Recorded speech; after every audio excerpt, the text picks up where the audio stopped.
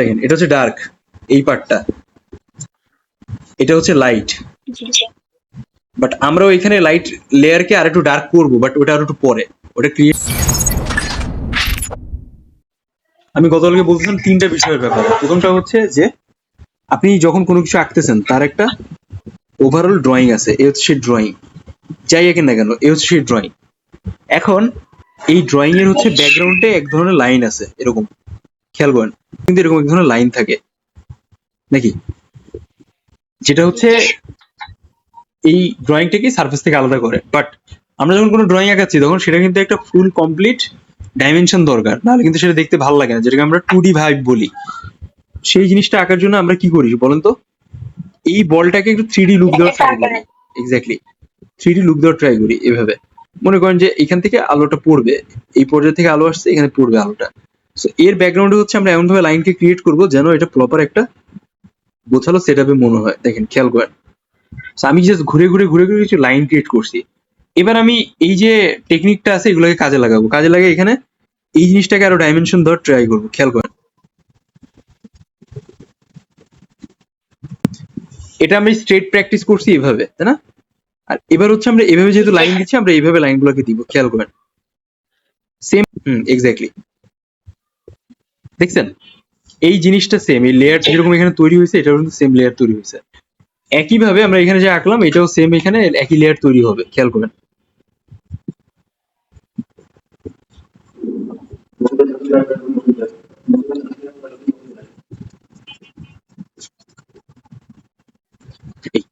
এটা জাস্ট হালকা করে দেখালাম। এবার হচ্ছে আমি পেন্সিল গ্রেডার চেঞ্জ করবো, এটা ডার্ক হবে।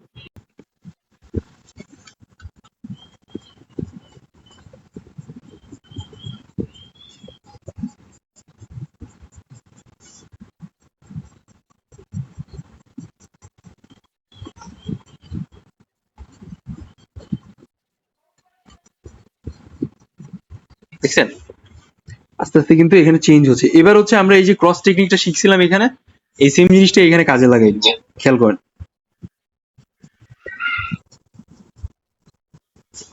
সেম।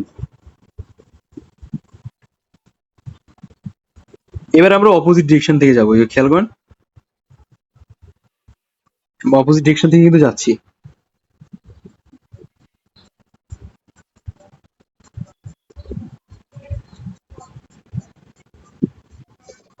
ডার্কনেসটা খেয়াল করেন নিচে দিকে কিন্তু ব্যাপক বাড়তেছে সাডেনলি, তাই না? এটা হচ্ছে আমাদের চেঞ্জেস এর জায়গা।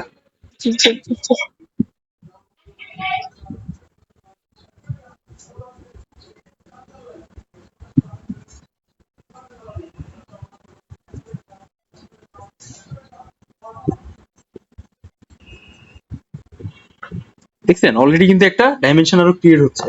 এবার আমরা এর থেকে আরো ডার্ক গ্রেডের পেন্সিলে যাবো। আরো ডার্ক গ্রেডের পেন্সিলে গেলাম। দেখেন এবার হচ্ছে টুইস্ট।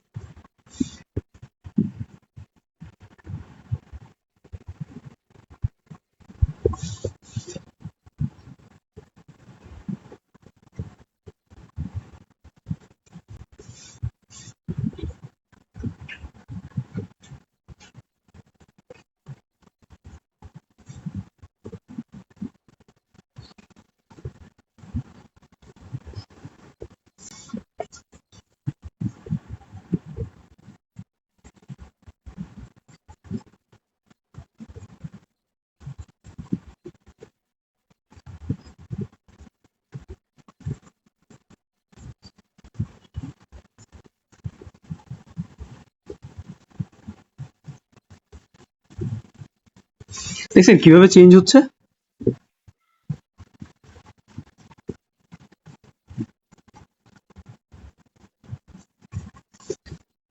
দেখেন একটা কিন্তু একটা মানে হাব হাব ভাব চলে আসছে যে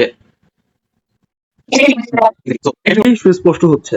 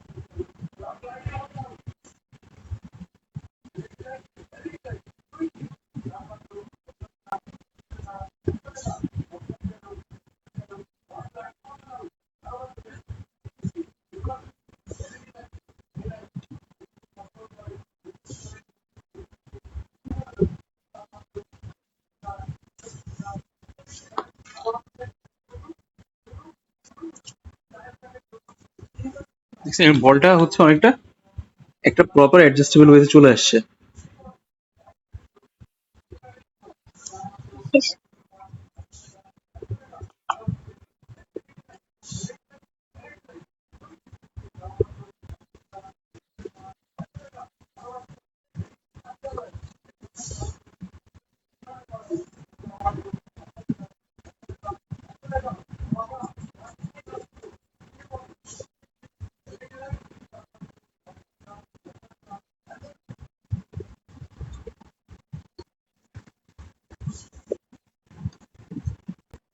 এবার হচ্ছে আমরা এর শেড দিব এখানে।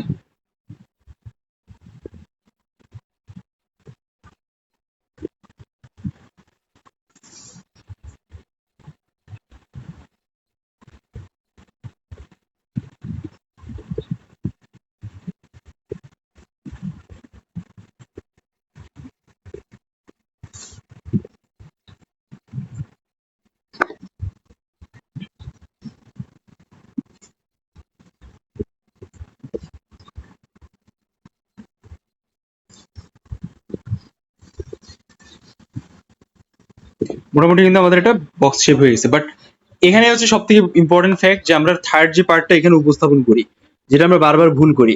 আমাদের এই মনে করেন এটা একটা ব্যাকগ্রাউন্ড, ঠিক আছে, এটা হচ্ছে খুব সুন্দর একটা গোছালো ব্যাকগ্রাউন্ড। এখন আমরা এখানে মিস্টেকটা করে ফেলি, আমরা এই ব্যাকগ্রাউন্ডটাকে ঠিকভাবে ধরতে পারি না, যেটা হচ্ছে আপনার এই প্র্যাকটিসে বুঝতে হবে। সবাই হচ্ছে আমরা এখান থেকে একটা এক্সট্রা ব্যাকগ্রাউন্ড ক্রিয়েট করছি এভাবে।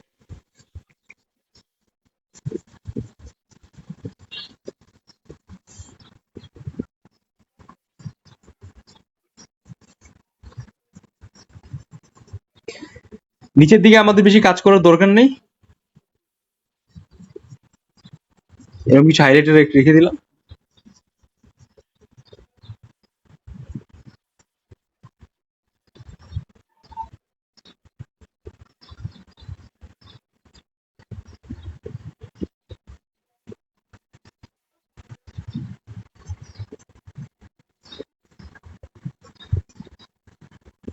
ক্লিয়ার?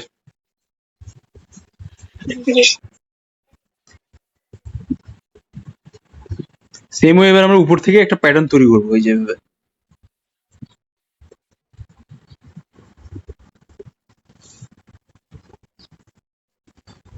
দেখেন আমরা সেই হেজিং টেকনিক ইউজ করতেছি, এটা খেয়াল করবেন, এটা কিন্তু ব্যাপক পরিমাণে আপনার ভুল হয় আপনার ড্রয়িং এ বা আঁকার ভেতরে।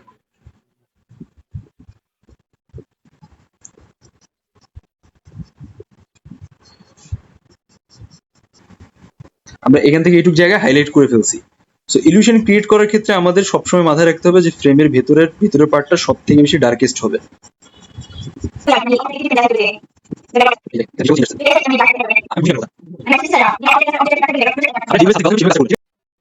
সো আমরা একটু দেখি বিষয়টা।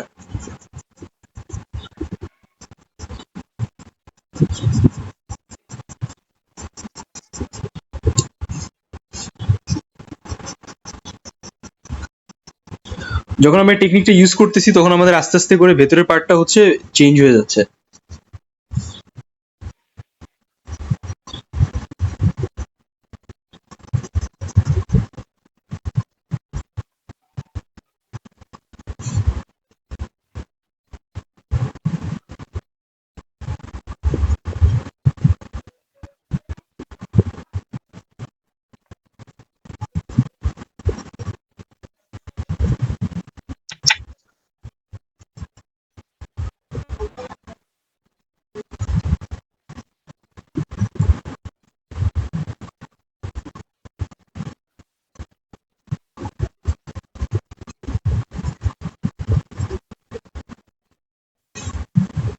দেখছেন কিভাবে জিনিসটা আসলো?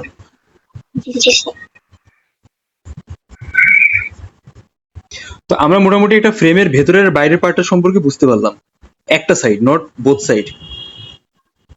এবার আমাদের যে কাজটা করতে হবে, আমরা একটু নিচের পার্টে আসি এইভাবে। দেখেন এটা হচ্ছে ডার্ক, এই পার্টটা, এটা হচ্ছে লাইট।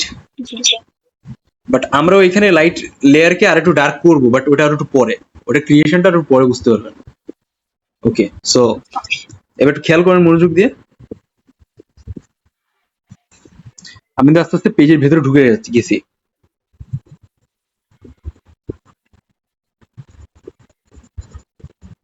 এটা হচ্ছে আমাদের মোস্ট ডার্কেস্ট পার্ট হবে।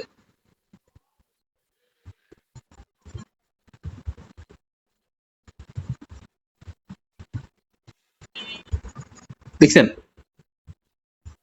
কতটা চেঞ্জ হয়ে গেছে এবার আগের থেকে। এবার সেম ওয়ে হচ্ছে আমরা এই ডিরেকশনে এইভাবে কাজ করবো একইভাবে। এটাকে আমরা আরেকটু ডাইমেনশনালি ঘুরাই নিয়ে যাব একইভাবে, খেয়াল করেন।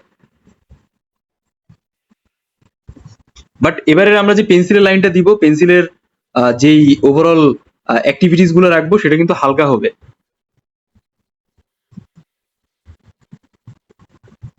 এটাই হচ্ছে সব থেকে ক্রিটিক্যাল ব্যাপার, যেটা আপনি অনেক কমপ্লেক্স করে ফেলেন। ঠিক আছে, আমি আপনার প্রায়শই ছবি যেটা দেখেছি, আপনি এই জিনিসটাকে অনেক বেশি কমপ্লেক্স করে ফেলেন। এটা আপনি হালকা করে দিবেন। ঠিক সেম টু সেম আগেটা যেরকম অনেক বেশি ডার্ক ইউজ করেছিলেন, এটাকে সেম টু সেম ওইভাবে হালকা করতে হবে।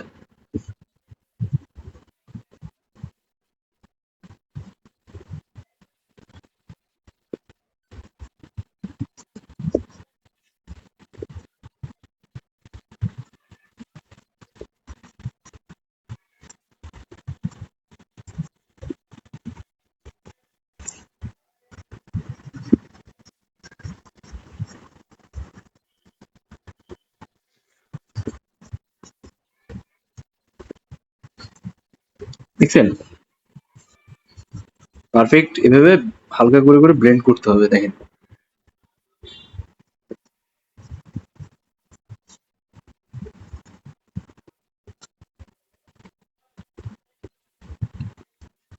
এবার কাজ হচ্ছে আমাদের এই যে আমরা অবজেক্টটা আঁকছি, এই অবজেক্টটাকে একটু হাইলাইট করে দেওয়া এরকম, যেন একটা পেজের সারফেস থেকে আর একটু ইন্ডিভিজুয়াল মনে হয়। আপনি চাইলে এটাকে একটু ডার্ক করতে পারেন।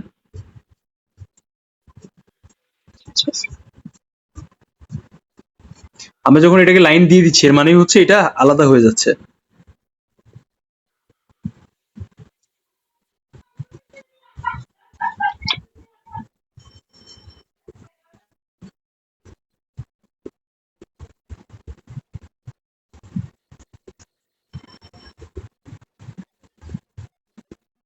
ঠিক আছে, আপনি যখন এটা আলাদা করলেন, এবার হচ্ছে যে কাজটা করতে হবে, এখান থেকে কিছু ডার্ক স্পেস ক্রিয়েট করতে হবে।